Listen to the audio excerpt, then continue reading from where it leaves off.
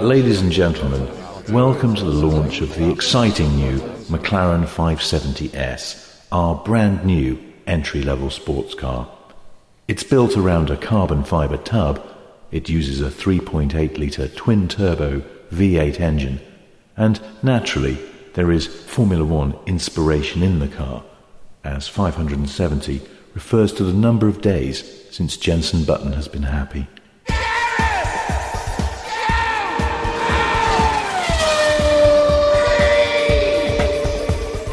Hello and welcome to Gareth Jones on Speed, and I would like to join my two fellow podcasters here, Zog to my left. Hello. And Richard to my right. Hello. And no doubt all of you guys as well, in a small ripple of applause for the new Formula One World Champion, Britain's Lewis Hamilton. Yay. Who did it as his home race, if I'm being post-ironic about it. It must mean a lot to a man with such an American accent to win. I know I'm cruel. I know he's just talking rap speak. He was wrapped in the British flag in the press conference. Totally. He's a proud Brit. But Totally he loves proud. America, as a lot of us do. We all love America. In fact, Richard even married an American. You loved America that much. Is that why you chose your wife? Because you love America so much? I kidnapped and then made legally binding the union with one of their people. Well done. You can't have her back now. I've got her. So Well, speaking as the nearest thing we got to an American here then. I meant America when I said you can't have her back. It Sounded like I'd taken her off you. Like she was your ex-girlfriend. So that sort of sounded like it could have developed into a situation where I'd have flung a hat at you or vice versa. My life is littered with ex-girlfriends, I can tell you that much. Richard, what's your missus's view on Lewis then? Does he work for Americans? I think she likes him, but she thinks he's a bit of a prima donna. I don't know. Are you asking my wife to speak for the whole of America? Yes. Okay. Well, it's all right, because No, it's worse than that. You are speaking on behalf of your wife. I know. On behalf of America. That's the thing. She's at home. She's probably fast asleep by now. I'm going, yeah. Actually, she says on behalf of the United States. But you can say anything really, and no. Thing is, actually, in our house, she does represent the whole of the United States, and when something happens in the US that I find distasteful or whatever, I'll go, It's her fault. It's your country. Yeah. Your country. You people. Yeah.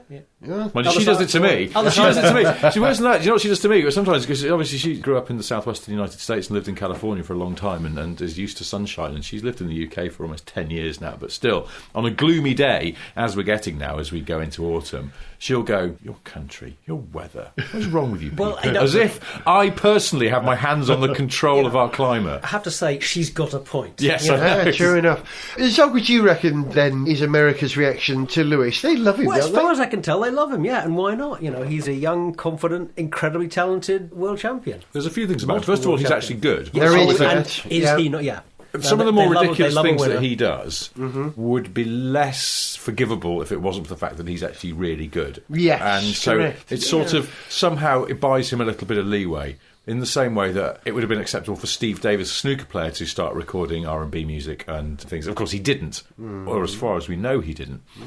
But when he was at the height of his powers, DJing though. In all Did he? seriousness. I think he might have done. Oh, my Lord. But you're quite right. Yeah, having the achievement. I worked with him once. He's a right wind-up. Always a tease. is he? He's marvellous, yes. Go. So my mate Jim, when his parents got divorced, his grandmother had a picture of his parents, her son and his wife at the time, on their wedding day on top of her TV. And when they got divorced, she kept the frame in the same place on top of the TV, but got round the awkward matter of the divorce by simply replacing that picture with a signed photo of Steve Davis.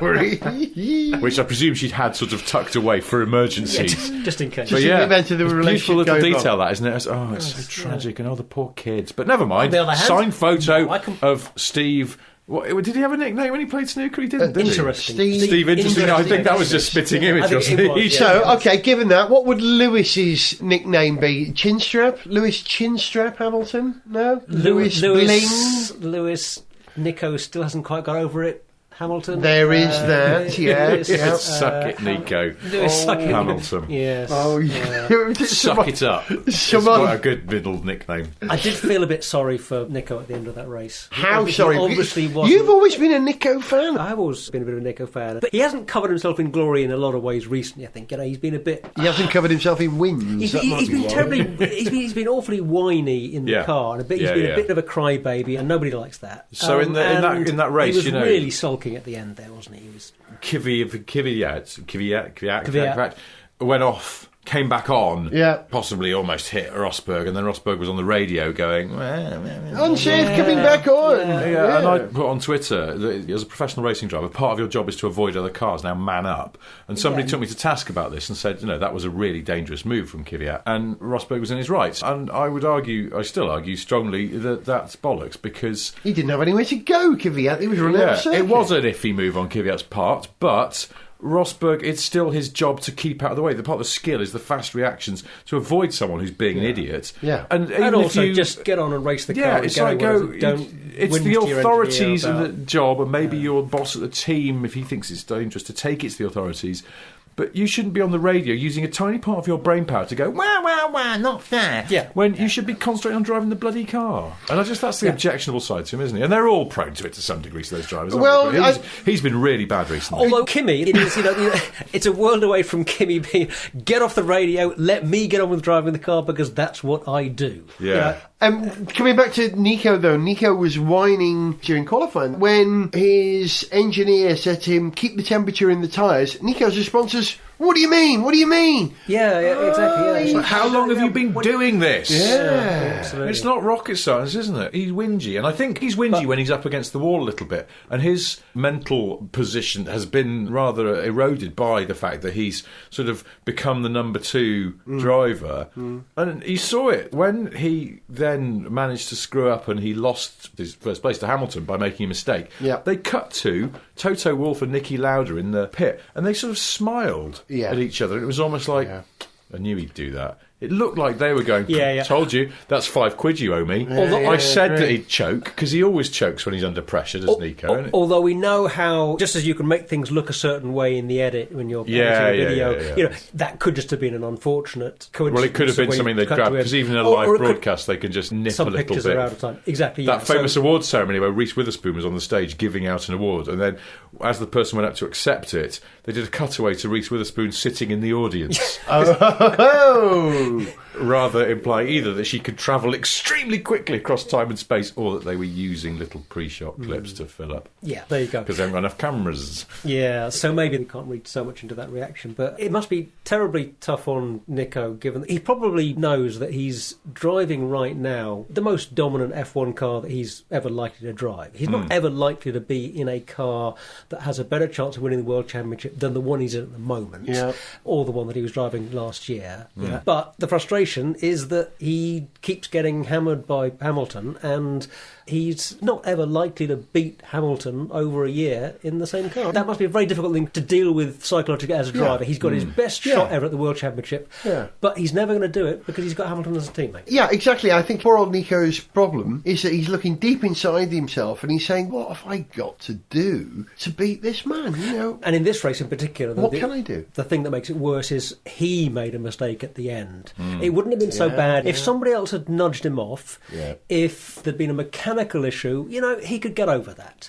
But if he makes a mistake, that's a bigger deal. And that whole palaver in the cool-down room. What do you call that room, Richard? There's a better name for that room. It's the chamber of awkwardness, isn't it? Chamber of awkwardness. Yeah. I mean, it isn't always, and sometimes you see it being quite jolly if it's drivers who are sort of old mates, and often if they aren't always up there. And so they're delighted to be there. Yeah. They're on a high, plus they've got their old friend. I mean, if Ricciardo's in there, I'm sort of suspecting there's no driver on the grid, current or past, who doesn't like Ricciardo, because how could you not? No, exactly. So if he's in there, you're originally going, oh, brilliant, Dan's here. Great, maybe we'll go for a pint afterwards. Yeah. But when you get Hamilton and Rosberg in there, which of course you have had a lot this season, and they clearly, chilly, frosty to the point of where sometimes there's a frigging penguin over by the table with their hats on it. It's the refrigerator of awkwardness, isn't it? The only thing that made it even worse was when Vladimir Putin turned up in it a couple of weeks ago. That was one of your funniest tweets ever, by the way. What was that? I missed that. The one last year in the Putin. I can't remember. Okay, I'm spoiling it now by not remembering the verbatim tweet and exactly what it was. Sorry, but it was something about the room of awkwardness, and how could they possibly make this any more awkward or difficult? Oh, I know. Let's add Vladimir Putin in. I think he makes any situation more awkward. Well, this the year's... room of awkwardness, the Ukraine, it's just... Yeah. He's a... This year's room of awkwardness at the Sochi Grand Prix when Putin was there. Sorry, could you cut out that bit where I said Vladimir Putin was awful, because I don't want to get assassinated. So this is going out live. I can hear him just putting the polonium into the umbrella tip as we speak. Where's that list? Okay, yes, that bottom Richard Porter. He got next. Some commented that it was particularly weird not to see Putin in the room of awkwardness this year, just to get a bit more in America, just FaceTime. turning up, going, hi, I was in the area. Of course, Vladimir Putin, of course, heartily endorsed on a couple of occasions by Bernie Ecclestone. Yes. Well, What does that tell you? Evil loves evil. Here's a thought. Turkey, a few years ago, the way that they used the podium ceremony was condemned by Formula One, and they lost the Grand Prix because they used the podium in the F1 for a political statement. It was to do with the politics of Kurdish separatists, I think, in Turkey. And, F1's supposed to be not political, so we're taking Grand Prix away. I need someone to explain to me why that was any worse than what Russia is doing in using its Grand Prix so much to promote Putin's presidency. And it seems to me that there's a significant degree of hypocrisy in that. I know, it's extraordinary, because F1's not normally hypocritical at all, is it? No, you're right, you're right.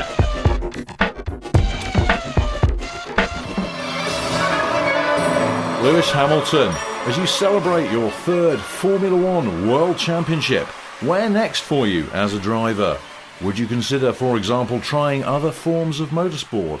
Yeah, if there was a chance to try something totally new, I'd throw my head into the ring. Gott in Himmel! Oh, come on, Nico. Let it go. Sniff Petrol! With Gareth Jones on speed! I held my breath. I really wanted Lewis to win this race. And that just added to the tension and the value of this race. There was a lot of inherent tension in this race because we barely had any proper running because of the appalling weather in Texas, thanks to Hurricane Higgins. Is that what the name of the hurricane was? Yeah. And it was a properly tense event. I've sat on this very sofa here and watched many world champions win, and I always loved the last race. I remember when Lewis won his first one, and it was beautiful. This one... We were here, weren't we, for Hamilton's first championship? We all stood up. On our feet, yes. Yeah, it was incredible.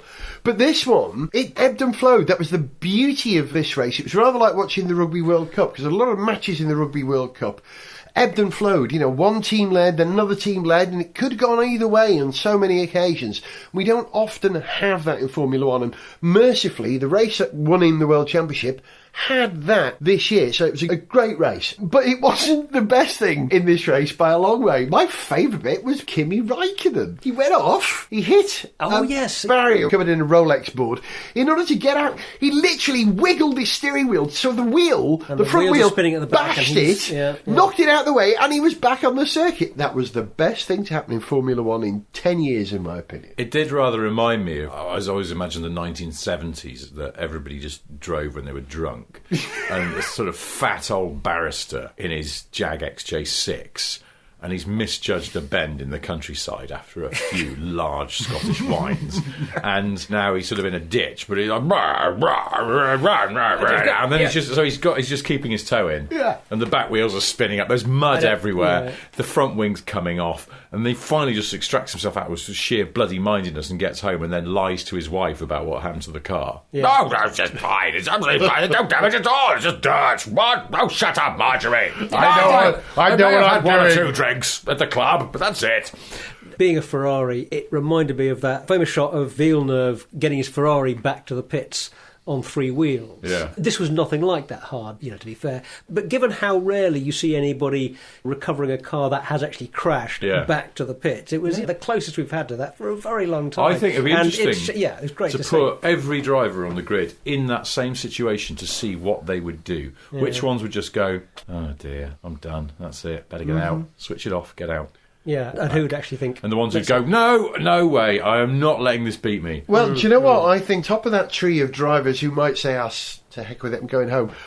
judging by what he said at the race today, it's probably Alonso. There was a bit of Carter, pit radio, where Alonso said something about, oh, if I fall out of the points, I'm just going to stop. Yeah. But isn't that what, really? It's weird, isn't it? Yeah. I mean, it must be tough in that team. Yeah, maybe there was a bit of concern to do with saving the engine, wanting to make his new engine last as long as they could, something like that. I don't know. Yeah.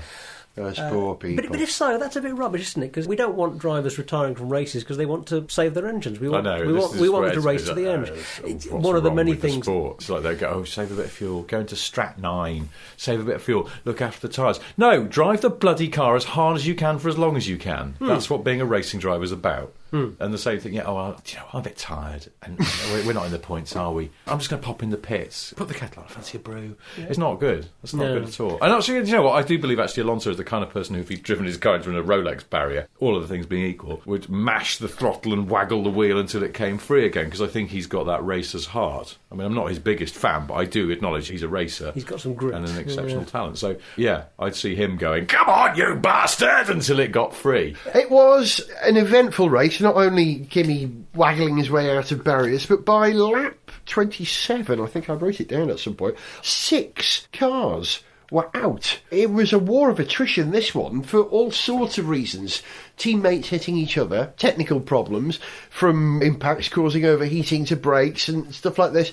And yet McLaren still didn't maximise the point situation. Where did they come in there? How did they finish? A few laps from the end, I was thinking they were running sort of 6th and 7th, which would have been a pretty good result. Yeah. Were they both running at the end? I forget now, with all the hullabaloo around Lewis. Where did Alonso and Button actually cross the line? Richard's looking it up. Button came... Yeah. Okay, do we have to guess? Go on. I'm going to say 8th. Yeah. Well, he's always 8th. There was a period of his career when he was just 8th all the time. It was almost like they just made him 8th, even if he wasn't. But no, he's confounded expectation because he came 6th. That's a Which fair enough to him. Hooray. I mean, if they made the podium twice as wide, he'd have been on it. It's just, that is not bad, considering that car doesn't seem to be mega. Iffy conditions sometimes make a great leveller, and his natural talent could shine through. Because did you notice there was a bit where he was tussling with people, and he was in packs, and he had 2 cars coming at him, or he was trying to get past someone and someone was behind him. They made a mistake, he capitalised. Every time you saw him doing that, he showed what a classy driver he is and what an experienced and wise driver he is. Because he dealt with that situation, I thought, always in an intelligent way, so that he wasn't whacking into anyone, he wasn't giving them the chance to whack into him, and he was also just seizing opportunities. Yeah. But probably not the best... Well, it's not the best car, is it? He certainly hasn't got the power to run away from people. So instead, he was just being a wise old... Waiting for his button. moment and then ducking in and seeing a gap open up. This must be really annoying for him. Despite his veiled threats, Alonso came 11th. So he's just outside the points, having a miserable time. In fact, he was the penultimate car because that's it. There were only 12 people at the end. The last person was the Mana Marisha of repetitive strain injury. So actually, if 12 people finished...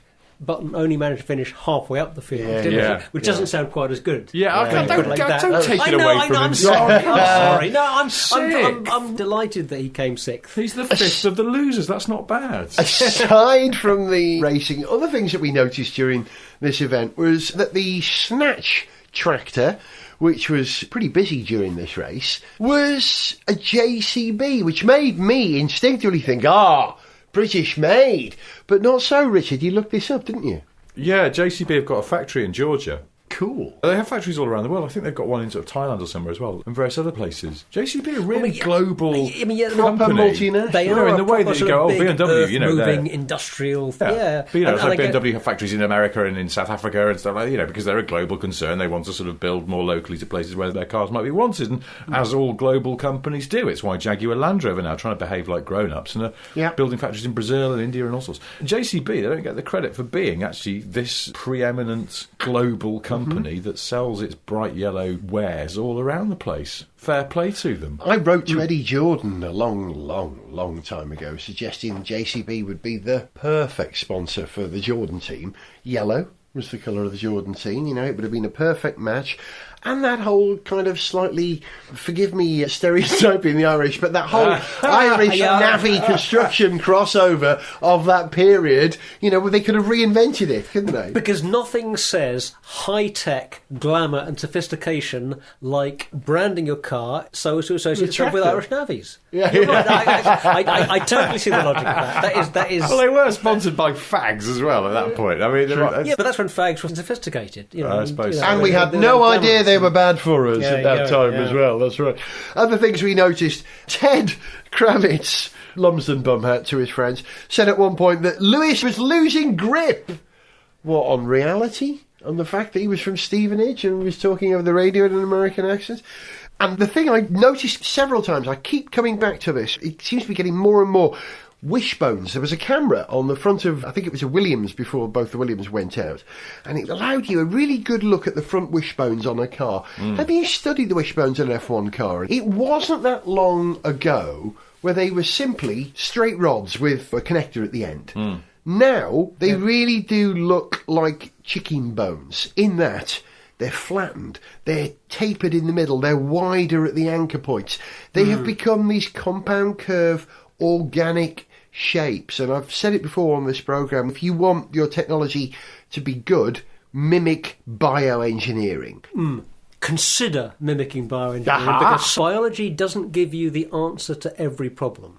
True. But it can give a lot of answers. Sorry to be contrary, but I just No, feel I like it that. does. You're not going to find an example in nature that would help you deal with supersonic airflow, perhaps. True. There aren't any because supersonic bio-driven basically, creatures. if you can't find something in a biological structure that's had millions of years of selective pressure applied to it, then nature hasn't come up with a solution. But if you were looking for the zenith of lightweight and strength, you'd look to the birds.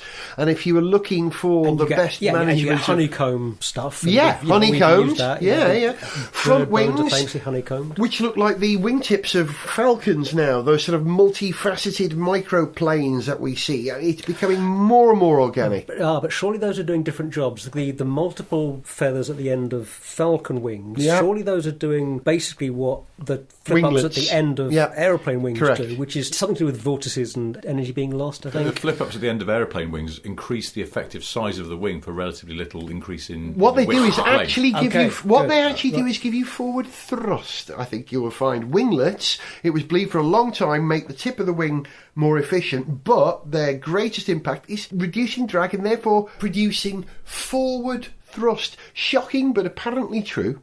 Even I found that one hard to understand. But if we bring it back the connection with F1 or the comparison, whatever those winglets are doing on the aeroplane wing, it's to do with vortices and sort of air spilling off the edge. Whereas the little things on your F1 front wings are much more to do with channeling and controlling the flow of air back over the body that's inboard of the wings. So I put it to the court that actually these are entirely different. There are better bioanalogies than that. But there is that old motorsport adage is always, if it looks good, it probably is. Yeah. And it looks cool. fast, it probably Let's be is. honest, I think that's the reason why birds of prey have those little sort of individual feathers at the end of their wings. It's mainly because it just makes them look really cool. And falcons, they do look pretty cool.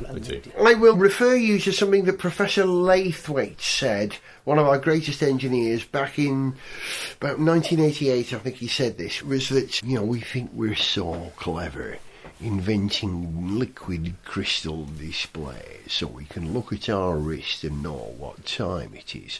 But butterflies grew those themselves on their wings. Take that, real engineering. You show me a butterfly that can look at its wing and tell the time, and then... and play the Knight Rider theme tune as an alarm. Then we can talk. Yeah. Until then, buck up your ideas, butterflies.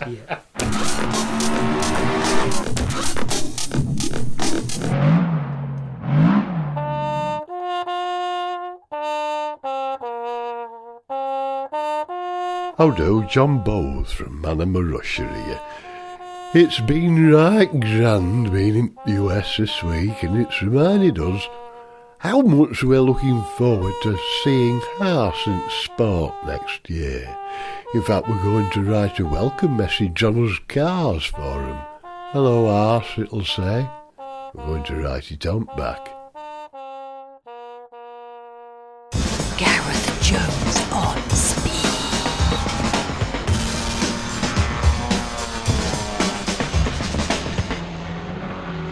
Before this final part of this episode of Gareth Jones on Speed, I feel I should apologise first. You can probably hear some thumping. That's our cat, Finn. Finn's come into the room, and it's that time of the day where he starts shouting at us, so if you hear any cats shouting during this piece, I apologise. The sound missing from Formula 1 at the moment is the sound of a screaming cat. We miss the old V8s or the V10s or the V12s that made such a wonderful noise, and we're stuck with these droning V6s at the moment. However, there was a bit of news this week suggesting that there could be a second-tier engine introduced to Formula 1, not next year, but for 2017, making it possible for teams to run a less sophisticated engine, albeit with twin turbos and a simpler KERS system, not the two energy recovery systems that they have at the moment. We have discussed a two-tier Formula 1 on this programme before. Do you think it would work with engines, Sock? I'm very sceptical, mainly because it seems to me that if you are introducing a second tier to the sport as a whole or to the engines, you're implicitly recognising that your basic set of rules and regulations aren't working, that you've got your basic setup wrong. So I think it's a bad idea to do that for that reason, and also because you need to fix whatever is fundamentally wrong rather than sticking a plaster on it by introducing a B-spec second tier of teams. I would argue, that's my initial reaction. I would argue that they are fixing what's fundamentally wrong by doing this, because what is fundamentally wrong at the moment is that the engine manufacturers, who are constructors, car manufacturers, Ferrari, Renault, Mercedes, Honda.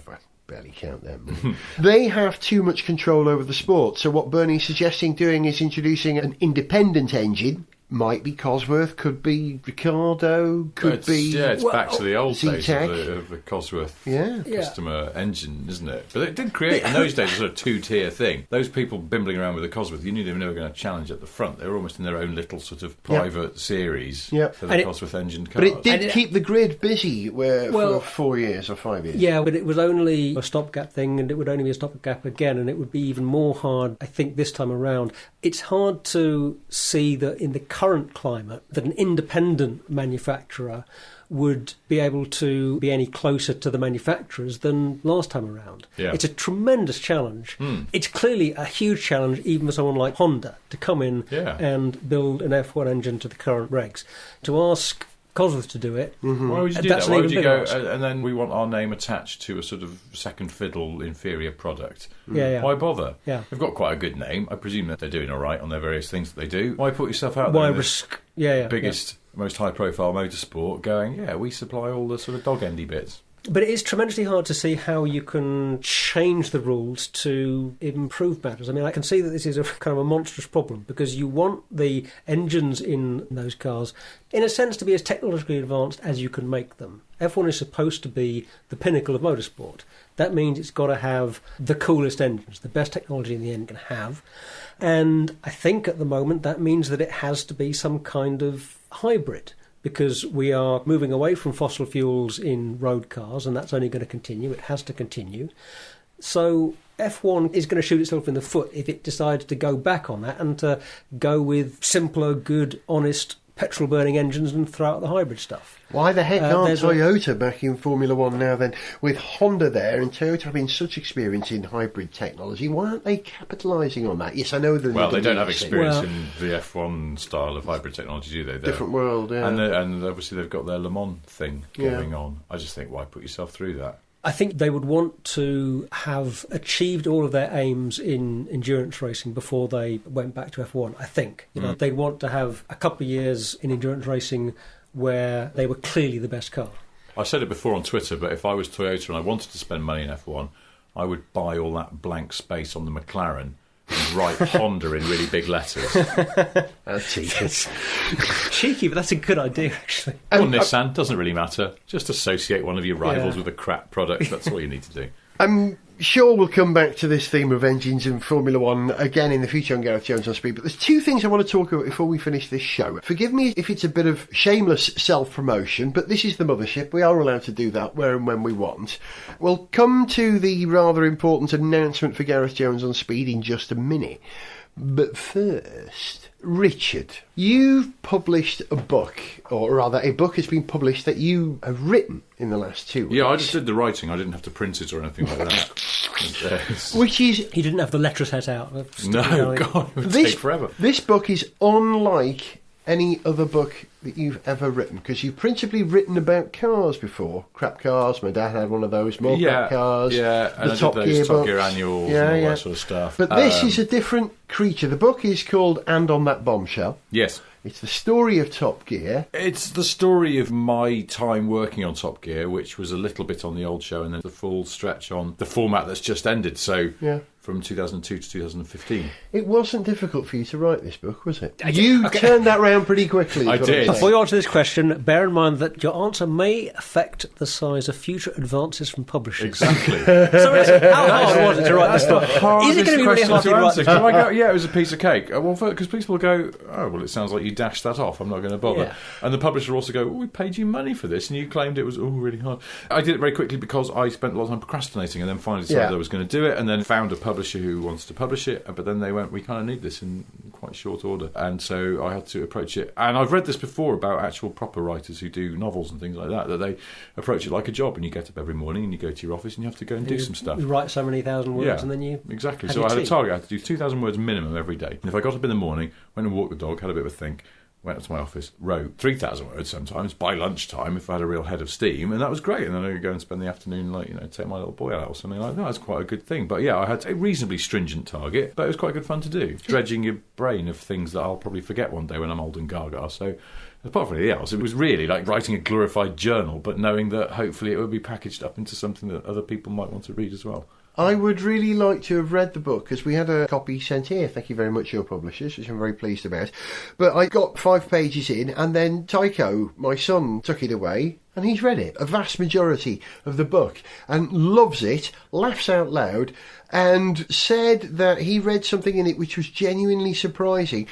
Oh, I wrote the word boo in big letters. That was the impression Tycho got was that you had huge admiration for Richard the Hamster Hammond. Is that true? Of the three of them, is Hammond the most serious car geek? Because there's a line in the book about him buying a left-hand drive 911. Yeah. Well, I first met him. Actually, it wasn't the first time I'd met him. I'd met him on a car launch event when I worked on Old Top Gear, and he was doing Granada Men and Motors. I remember. And then he came in for a screen test at Old Top Gear and almost got the job. And in the end, we gave it to Adrian Simpson, who's another car journalist, because he was sort of raw and unformed. And John Bentley, the producer, is it? I don't know. Yes, John. That it would be better to sort of start someone from scratch almost. And Hammond was already a professional TV presenter. I voted for Hammond when it came down to it, but I was outvoted. I told Hammond that the third time I met him, which was a screen test for what became New Top Gear. And he went, oh, don't tell me that. And he was visibly distraught that he'd learned how close he'd come that time. And then you screwed up the sense. Then when he did the audition for what became the show, you could tell he really wanted it. It meant a lot to him. But he turned up in a Porsche 911, an 80s one, a G series, gearbox if you're a 911 geek, and it was left-hand drive, because left-hand drive ones were cheaper. And he couldn't afford a right-hand drive one, but he loved 911s and he loved cars so much, he was prepared to go through that sacrifice. And that, as much as anything, told us something about the bloke, that he felt it in his blood, that it was real, that he wasn't just turning up and he was a generic TV presenter going, oh yeah, I love cars, yeah, absolutely love them. He properly lived it, and that was definitely a little tick in the box. Who comes out of the book best of the three presenters? I do. Always. Darling, I wrote everything. That's the joy about writing a book. The bit where I'm falling from an aeroplane, but I'm still firing back at it so the baddies can't get away. It's a sensational chapter.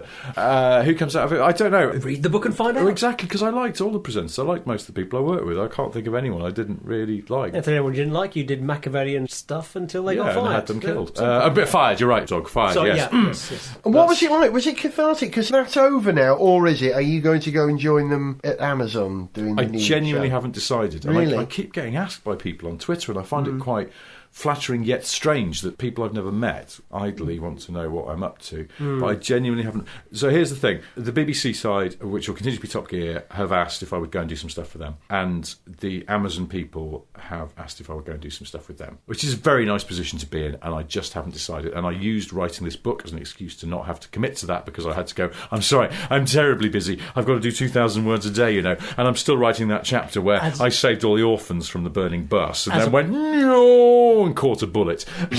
And like I said, I came out of it very well. So I was able to sort of say, look, I'm sorry, I can't commit to anything else. But it also just gave me a little bit of breathing space. And you're right, it was very cathartic. It was very nice just to sort of reflect on some, for the most part, some really happy, fun times. And that's what I sort of tried to capture in the book, that what we did on the show was unique. And it was something that will probably never be repeated. With these new programmes, I'm sure they'll both be very good. They'll be even better if I don't get involved with either, I'm sure. But they will never have that sort of unexpected sleeper appeal of Top Gear, where we never set out to make this world-conquering huge programme. And I was watching this little documentary about the making of Friends, the sitcom Friends, a while ago, and I was thinking, God, imagine working on a show that's that long running and that popular. And I suddenly thought, oh God, I sort of did.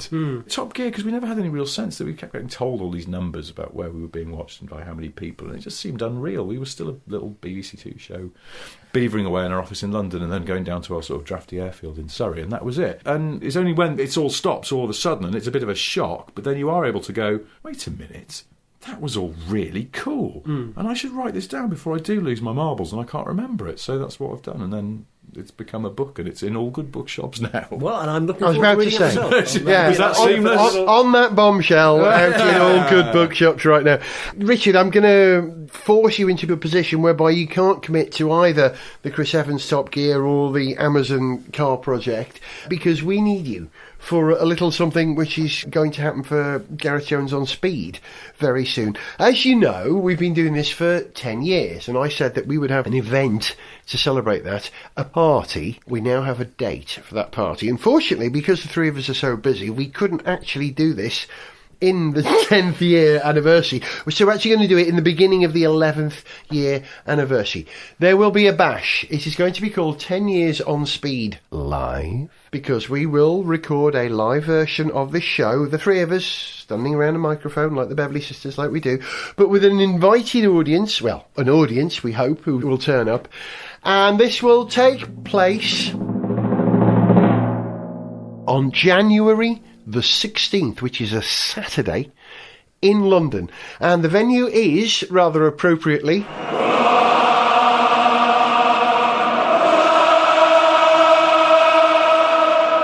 the London Welsh Centre. Do you think we'll feel at home there, boys? Let's hope so. Yeah. Yeah. Yeah. There will also be other forms of entertainment on the evening. There will be a support band and... At least one fruit machine. Really?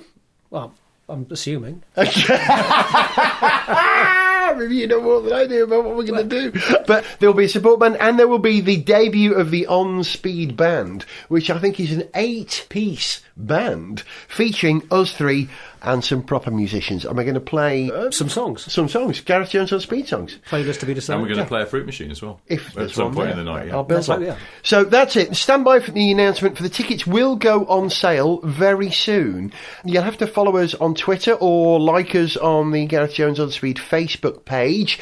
And if you do that and follow me and follow the Facebook page, you will get to hear of the minute the tickets go on sale, which will be sometime in the next fortnight. That's all I'm saying. Give you plenty of time to book a hotel and make a night of it. I think we'll have a late bar. We're going to be... Yay! We're going to be going late at this place. Our inability to actually celebrate 10 years when it's 10 years is like these end-of-run Land Rovers, like the one I'm buying. There's a badge on the back, an old-style Land Rover badge, and then it says 1948 to 2015. And you're going to get it in 2016. I'm getting mine this year, but they're going to carry on making them into January. They are. I've blown it just like us. Well, at least we're cogent with the motor industry.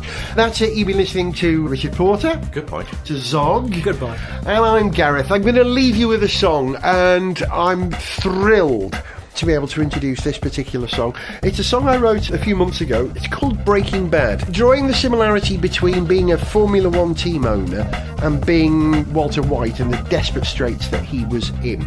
I'm quite proud of the song because I wrote it in the style of Pete Williams from Dexys. Pete Williams is the second vocalist in Dexys, great singer, has a solo career. I'm a huge fan. But I sent my demo of the song to Pete Williams, and Pete said, "Oh, yeah, it's a great song. I'll sing that for you guys." Yeah. And so he did. So for the first time in a very long time, we've got a proper singer singing one of my songs. If when you hear this song you like the sound of Pete Williams' voice, he's out on tour as the opening act for the Proclaimers at the moment. So please support Gareth Jones on Speed by going to see Pete Williams performing live. Ladies and gentlemen, I give you Pete Williams versus Gareth Jones. This is Breaking Bad. Listen to this voice. No one made the prediction that I'd get snared by this addiction. I'm committed now, I've read the book. Time to plot and time to cook, but I'm running out of money.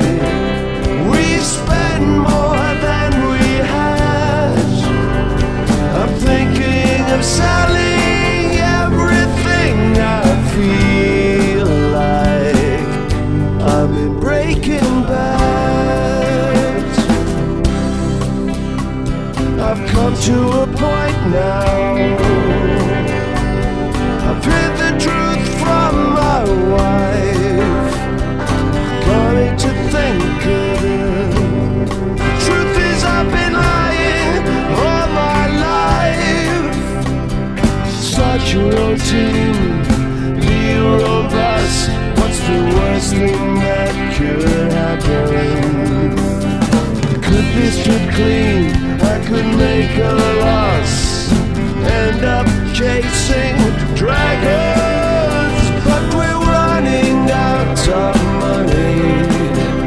We spend more than we have. I'm thinking of selling everything. I feel like I'm in Breaking Bad.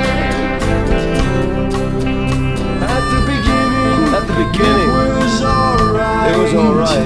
Everything was going fine. We had a chassis, an engine, sponsors and cash. Seemed like a good idea at the time. I brewed up the mixture. Science was on my side.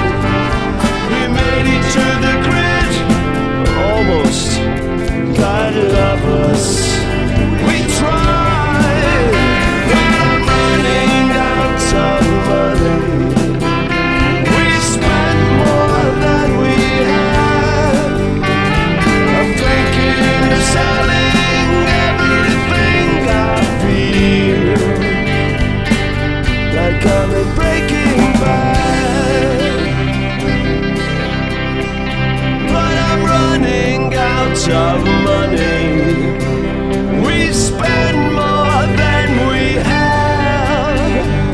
I'm thinking of selling everything. I feel like I'm in Breaking Bad.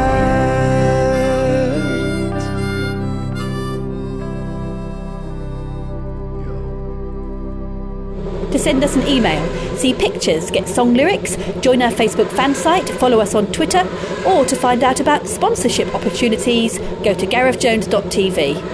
Gareth Jones on Speed is made in London by Whiz Bang. Gareth Jones on Speed!